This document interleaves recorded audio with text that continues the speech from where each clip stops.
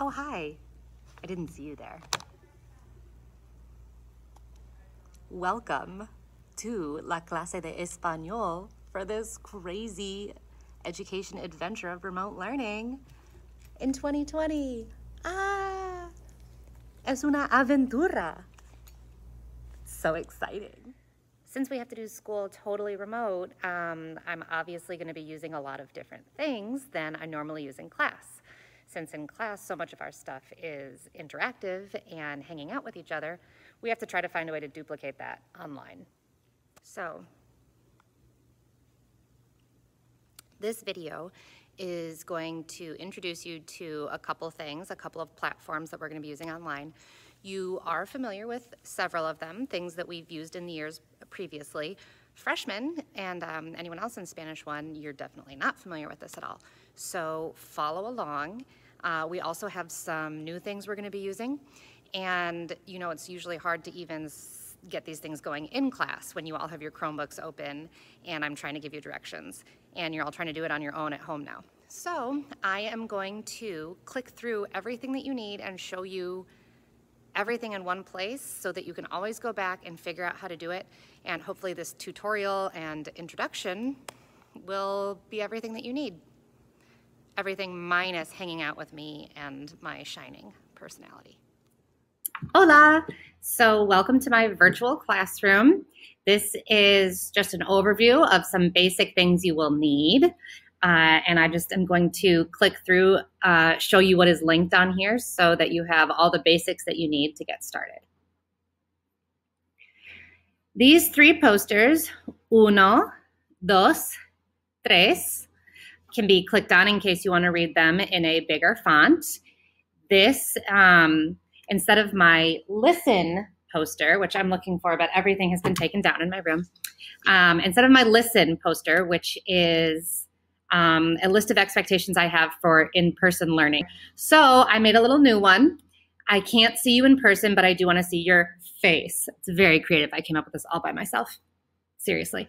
So if you click on this, you will be able to see it in a larger window. Let's go ahead and see.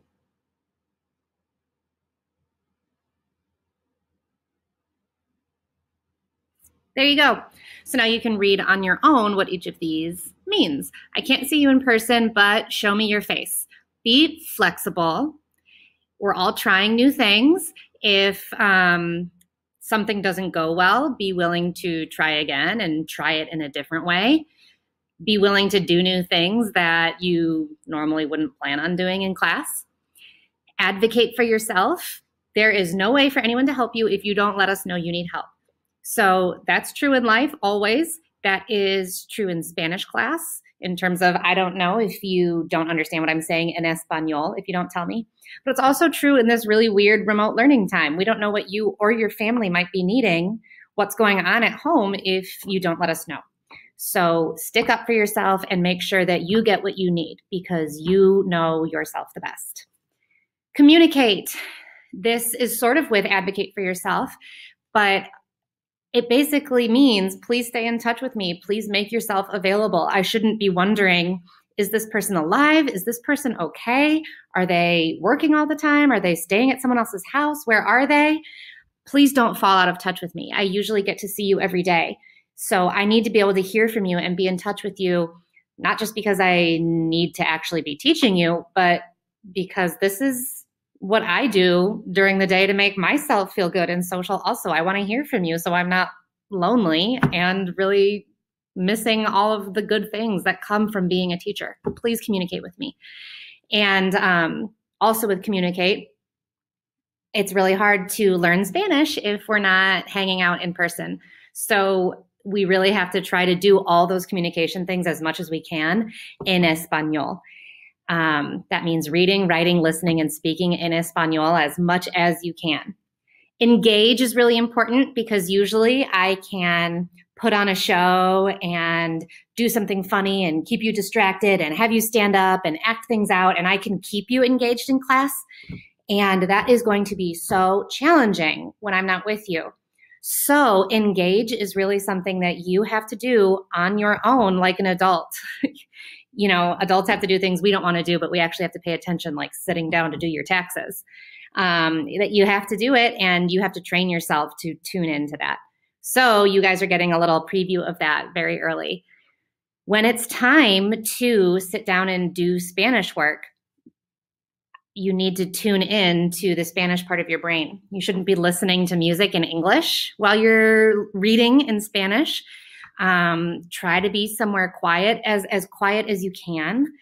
Try to minimize screen distractions, delete apps, or put your mobile device away, things like that. You really have to make the choice. You have to be very conscious about engaging in the learning, since I'm not going to be there to like force you to be paying attention to me, which you know is my specialty. So you really have to make the choice.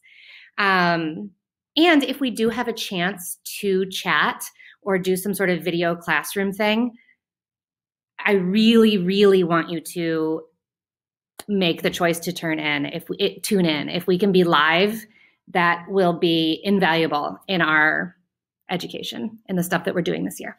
Okay, so there's my kind of quick, you know, I always ramble, talk through what my expectations are this year. So instead of, you know, you can raise your hand or go to the bathroom, like all those classroom rules, like this is it. These are my expectations for the year. So let's go back to my virtual classroom here. Clicked on that one. And then these are other posters that if you want to go through and click on, you can. Other than that, I only have 3 things linked on here. I have my website, links to different online platforms, and then tutorials for joining all those online platforms. So first, why don't we check out my website together?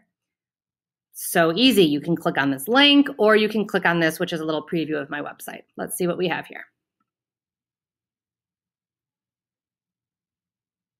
Okay, welcome to my newly designed website. I think it's so cute. I hope you like it too. I'm really into this new font that I'm using. So bienvenidos means welcome. Welcome to Spanish class with Señora Skinner. Here's what we got on the website. We've got lesson plans, which are under construction right now, shall we say. We've got specific course information. So Spanish 1 syllabus. I wonder what could be there. If you click on it, whoa, we've got a syllabus. And I don't know why it starts all zoomed out like that. Not hard to zoom in if you need to. Syllabus is 3 pages long. We've got Spanish 1 and 2 are on the same page this year. We've got our plans for what we're studying. These are all linked also. If something is underlined, that means it links to something else. So if you want to learn more about these things we're studying, you can click on that. Those are our plans. This talks about the skills that I'm hoping you gain, how well you can actually use Spanish. Once again, if something is underlined, that will take you somewhere else. Little info about how the grade's going to work, homework, how that's going to work. I don't want to read anything out loud to you guys. I think that's silly. So I'm just showing you what all is here. This is methods, research, philosophy, standards, the kind of thing that I am so excited about because I love what I teach and I love the science behind it and I love explaining the way I teach and it's research-based and everything like that. You might think it's boring, but at least this page goes to show you that I'm not making things up. This all the way I teach comes from research and philosophy of education and all kinds of things like that. Again, anything here is linked. So for example, this quote about language links to where I got that from. Information about the seal of biliteracy, you can click on that. Standards for learning foreign language, that is linked to the standards for learning foreign languages, the National World Readiness Standards. There's a little video about what I'm going to be expecting from you. This is the American Council on Teaching Foreign Languages. You can see little posters, all kinds of things like that. These are the standards that I use. There's no Common Core standards for Spanish, but this is the National Spanish Standards. So there you go. Those are all there. So let's go back to my room here. Oh, I was on my website. I was on my syllabus. Man, we're getting deep in the links here. Blah, blah, blah. And then a little special note regarding remote learning this year. Again, I have my face expectations and just a little note for me telling you how much I love you and how hard I'm going to be working to make this not terrible. I'm going to be recording videos. I'm going to be acting things out. I'm going to be silly. Señor Skinner has already said he is ready and willing to be using his acting skills for us if we need. So I am going to be working so hard, and I just need you to trust me. If I'm telling you to do something or if I have a plan, please do it. Please try, because I'm not going to give up. I'm not going to give up on you. I'll have ups and downs. I'm going to have sad days where I wish I could just be in class and be with you. So for sure, I'm going to have down days, but please stick with me and I'll stick with you and we're going to be okay. Okay, so anywho, that's my syllabus. And if you go back to Spanish 3, Spanish 4, most of the syllabi are the same. They have the same second 2 pages. Spanish 3 and 4, you guys just have a little bit extra since your class is going to be dual credit. So I have to include these things because these are Lincoln Lands standards. So those are separate for you. But then here, page 2 and 3 is the same for every class. So each class has their syllabus. Like I said, lesson plans, you can click on that. I just don't recommend it because it's under construction. Spanish Club, I have some really cool ideas about how we can do this virtually, how we can deliver little project packs to people who want to participate. I just haven't been able to have that conversation with Mrs. Reese or Mr. Tylen yet, because there's a couple priorities, a couple things they're trying to think through right now, and Spanish Club isn't like the highest thing on their list. So come back to this page or ask me later what we're going to do or what we'll be able to do. If you wanted to see what my pre-remote learning plans were, you can go ahead and click on that, but who knows. And then I've got all kinds of other stuff on here. If you want to know more about the seal of biliteracy, that's the gold standard, literally a gold seal that you can get on your diploma if you become biliterate in Spanish and you score high on your English exams as well. So you can click on that. The Costa Rica trip, that is going to be open now, class of 2023. You are invited. So if we're allowed to leave the country to travel in June, we're going to try Costa Rica next summer. And scope and sequence, that is something that is usually just more interesting for other teachers to check out what I'm doing. But if you are interested, you or if a parent is interested in what exactly my plan is, what is the plan behind all of my craziness, I have a 4-year plan laid out here of what units come first for Spanish 1, how that should lead into Spanish 2. So it's all laid out. Everything is all aligned. And these are the ideal plans of what I'm hoping to get through each year. Sometimes you have maternity leave, and I'm not pregnant right now, but sometimes you have maternity leave like I did last year and you lose a couple weeks. Sometimes there's a global pandemic and your plans get a little messed up. So these are my ideal plans, you know, whatever. And here's a little bit about me. I honestly don't think it's that exciting. You all mostly know me. Okay, back to my virtual classroom here. My website has everything you need, so I would start there for everything. Links to online platforms. Here is what's going to be a little bit different this year.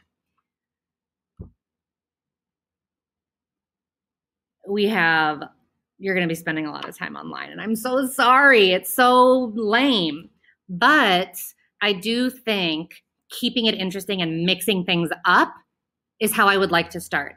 Maybe I'll get feedback from you guys like, this is overwhelming. Can we just use one thing?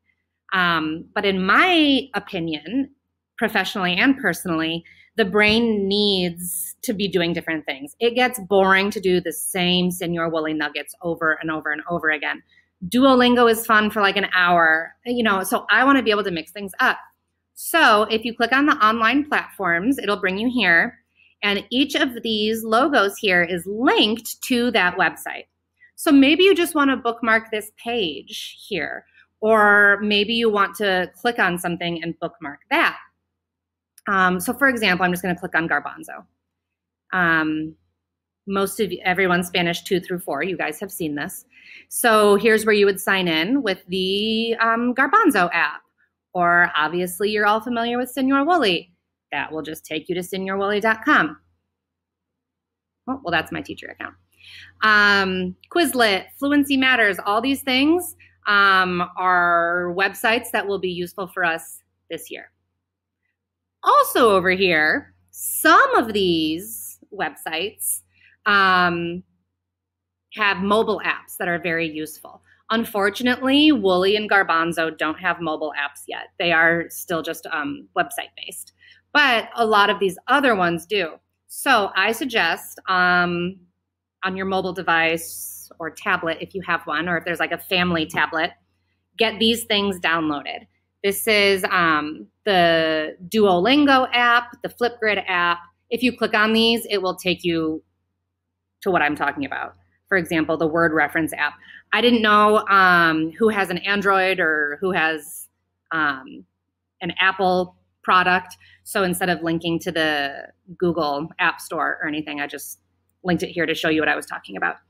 So the Remind app, Quizlet, and all of your Google products, your Google Suite, I really suggest getting these on a phone, on a tablet, getting them downloaded anywhere so that if your Chromebook's not working, you can use your phone. If you're in trouble for some reason and have your phone taken away, you can use your grandma's tablet.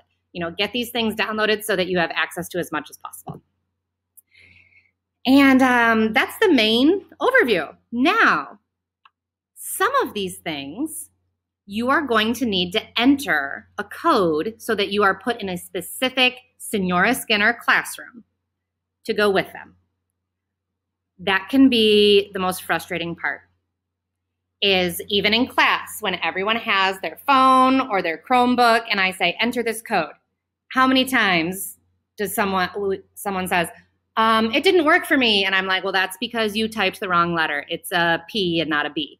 And, oh, I swear it was like that before. You know, it is always so challenging. So what I'm going to do is I am going to show you how to type in the right codes for your class on these websites and on the mobile versions. And I'm going to screen record those on my phone and on my computer to show you how to do everything exactly the right way. And they're all loaded up. And when we click on here, you will be able to see all of those tutorials. It's going to be glorious.